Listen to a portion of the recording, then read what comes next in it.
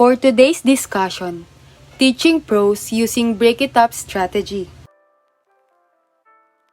Teaching prose means teaching reading with comprehension.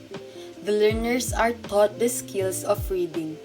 The next step is to teach them reading with comprehension. Reading with comprehension helps the learners to acquire new vocabulary and content words. The power of comprehension can be promoted through reading and listening. Teaching prose enables the students to understand the passage, to read fluently, to enrich their vocabulary, and to enjoy reading and writing. It enables the learners to extend their knowledge of vocabulary and structures and to become more proficient in the four language skills.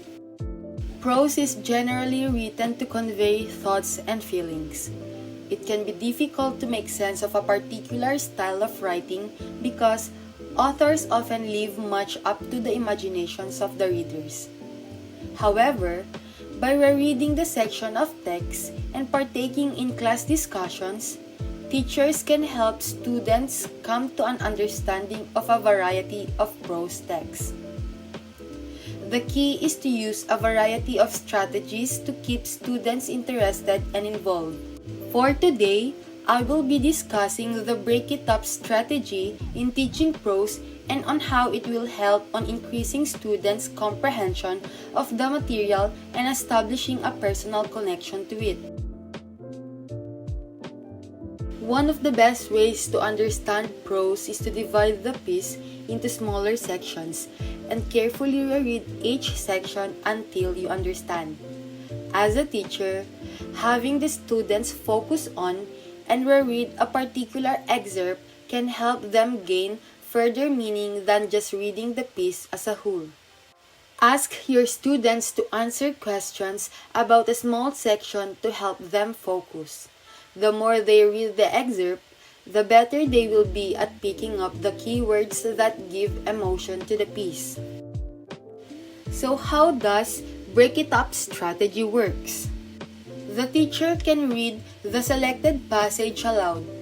You should be careful about pronunciation, words, phrases, and intonation in your reading before the students. Your reading is observed by the learners and imitated. This model reading by the teachers helps the students for oral comprehension. The teacher should give instructions regarding postures and attention.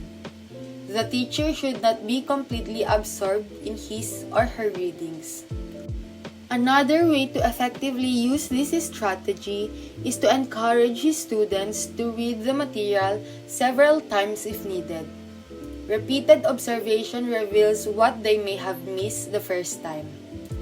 After successfully helping the learners on reading and familiarizing with the literary text, you may now start on introducing active and appropriate reading strategies and assessment tools in comprehending the text. Break-it-up strategy works best when writing is involved in helping the learners comprehend what they read. The teacher in charge must encourage the learners to write down their answers in order to be organized and be able to follow the flow of the story. Afterwards, teach the learners to observe what is on the page, the facts, and answer to who, what, when, where, and how questions.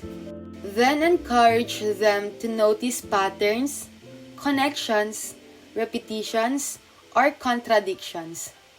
Tell them to question everything and explain that a situation or item wouldn't be in the text if there wasn't a reason for it. Lastly, teach students to discover the theme of the text, what the author intended for the reader to understand. At the beginning of the course, make sure students understand literature terminology. They will need to know what the fiction elements are like point of view, character, setting, plot, structure, and theme, and why writers use them. Discuss the concepts with the students during class by using examples from the assigned readings. Give clear ideas about new words and their meanings. The meaning may be explained through real-life situations. The purposes of narrative expositions are to clear the meaning of difficult words, phrases, and idioms, to make the comprehension of the passage easy, and lastly, to promote intensive reading. That's all for today. Thank you for watching and see you on the next one. Goodbye!